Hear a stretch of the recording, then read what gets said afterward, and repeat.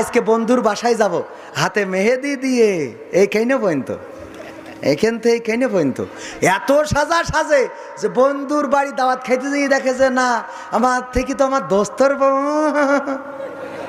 মুরব্বি মুরব্বি, ঠিক না বে ঠিক? বোঝা গেছে তো কথাটা? তাহলে মা বোনেদের এখন তো কি করতে হবে? স্বামীর বলবেন লিপস্টিক কিনে আনবা, নখ পালিশ দেওয়ার দরকার নেই, টিপ, তারপরে এই যে যা আছে ঘরের মধ্যে সাইজে একদম আপনি সাইজে বসে থাকবেন, জানেন স্বামী ঢুকেই মনে করে কিরে শালি নাকি। এইগুলো করতে হবে বাবা, এগুলো বাবাজি আপনার রিস্ক নেওয়ার দরকার নেই, যুবক যারা ওকের জন্য। আবার চাষিকের বললেন না, বেকায়দা হয়ে যাবেন। হ্যাঁ, আল্লাহ আল্লাহ মাফ করুন, আমিন। রিস্ক নেবেন যাদের বয়স আছে। আবার বুড়ো মানুষ মেকআপ টিকআপ করতে যেই খাই ফেলাই মরি থাকলে অসুবিধে। আবরারুল হক আসিফ হুজুর দাবি করে আমাদের মতো ভালো ছেলেদের নষ্ট করে এখনকার মেয়েরা। মেয়েরা কি আসলেও খারাপ? আপনি কি মনে করেন? ওরে বাবাকে প্রতিপক্ষ না থাকলে খেলা জমে, কথা কয় না, খেলা জমে। যখন ইন্ডিয়া আর পাকিস্তান খেলা হয় তখন সেই খেলাটা খুবই জমে ওঠে, ঠিক কিনা? জমে না? জমে না। কিন্তু যখন অস্ট্রেলিয়ার সাথে জিম্বাবুয়ের খেলা হয় কেউ দেখতে চায়? জিম্বাবুয়ের খেলা দেখি লাভ কি? তার মানে প্রতিপক্ষ একটু শক্তিশালী হওয়া দরকার। আল্লাহকেও দেখা যায় না, শয়তানকেও দেখা। আল্লাহ রব্বুল আলামিনও অদৃশ্যে আছেন, গায়েবে আছেন, শয়তানও গায়েবে আছে। আল্লাহ রব্বুল আলামিনও আমাদের অদৃশ্যভাবে নিয়ন্ত্রণ করে, শয়তানও অদৃশ্যভাবে নিয়ন্ত্রণ করে। এখানে আল্লাহ রব্বুল আলামিন আমাদেরকে খেলোয়াড় বানিয়ে পাঠিয়েছেন যে দেখা যাক, প্রতিপক্ষ তো আমরা দুইজন, আমরা দেখতে চাই গোলটা কার দিকে হয়, বোঝেননি? এখন শয়তান যদি তোরে প্রেমের দিকে নিয়ে যায় তাহলে তুই বুঝবি যে গোল খেয়ে গেছিস। কার গোল খাইছিস? আল্লাহ গোল দিয়েছে, শয়তানের পক্ষে গোল খাইছিস। আর এই গোল খাওয়ার জন্য তোর জন্য তৈরি আছে কি? তৈরি আছে কি? জাহান্নাম। সুতরাং প্রেম কেন আসে?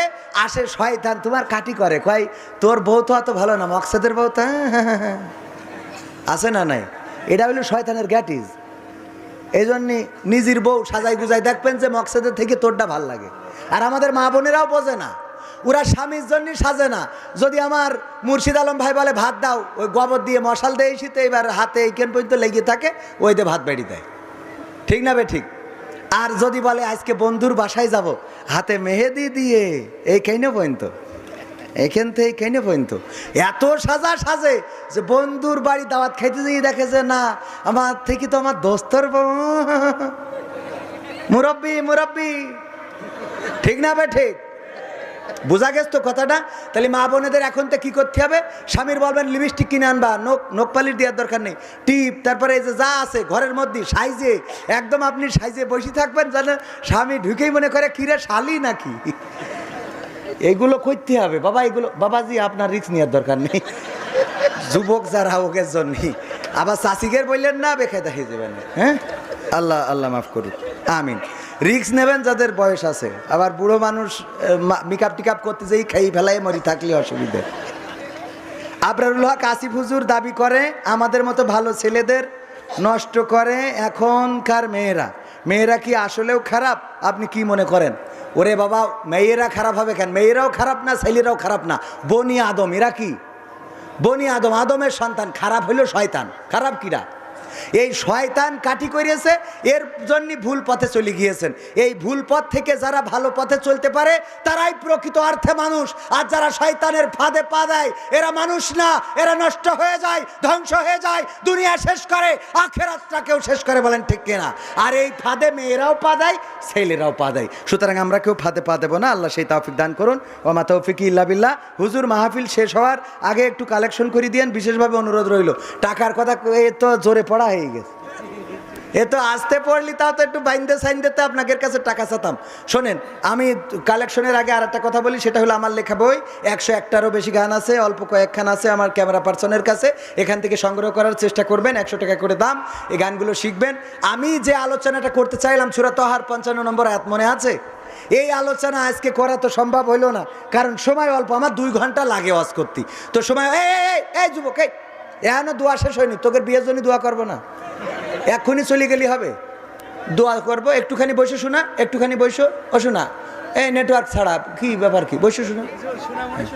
হ্যাঁ, সোনামণি বোঝে না, নতুন। বসো একটুখানি, শেষ কথা। আমি আসছি 27 জানুয়ারি। কয় জানুয়ারি?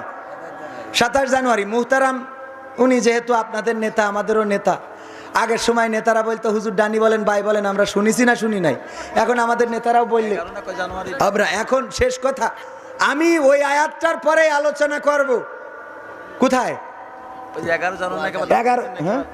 11 জানুয়ারি আর একটা দাওয়াত হয়তো হবে। কোন জায়গা প্রচার যে করবে এখনো তো ফাইনাল হয়নি, যদি না আসি তো আছেন ফাইনাল 11 জানুয়ারি খারচরে 11 জানুয়ারি। ওখানে আমরা একটু আলোচনা করার চেষ্টা করবো। আজকে সময় একটু অল্প, আগামীকালকে আবার মাহফিল আছে, তা না হলে আরেকটু সময়। এবার শেষ কথা বলি ভাইয়ের আমার, আপনাদের কাছে তো কোনো দাবি জানাই না, জানাইছি ইসলামের জন্য রক্ত দিতে রাজি কিটা কিটা একটু দেখি। আপনারা বোঝেন যে রক্ত কেন চাচ্ছি। হাত উঁচু করেন দিন এরম করে, আরো জোরে করেছেন সবাই, হাত উঁচু করেছেন, বাম হাত নামান দিন, এক হাত দেখি, এক হাত উঁচু করেছেন, মুট করেন। এই মুট করে নিয়ে নিজের পকেটে টাকা না থাকলে পাশের ডান পকেটে ঢুকান, তাও ঢুকান শিগগিরি, যান ঢুকান। নিজের ডাই না থাকলে পাশের ডাই, ওরও একটু সহযোগিতা করেন শিগগিরি, একদম 1 মিনিটের মধ্যে যা আছে। ওই আমার গোলাম রাব্বানি ভাই বললো যা আছে তাই দিয়ে দেন। রংপুরি একজন 2 প্যাকেট আকিস বিড়ি দিয়েছে তো দিয়েছে, আবার লিখে দিয়েছে হুজুর এই 2 প্যাকেট আকিস বিড়ি ছিল আপনার দিলাম, 1 প্যাকেট আপনি কমিটি দেবেন আর 1 প্যাকেট আপনি বাড়ি নিয়ে যেয়ে টান দেন।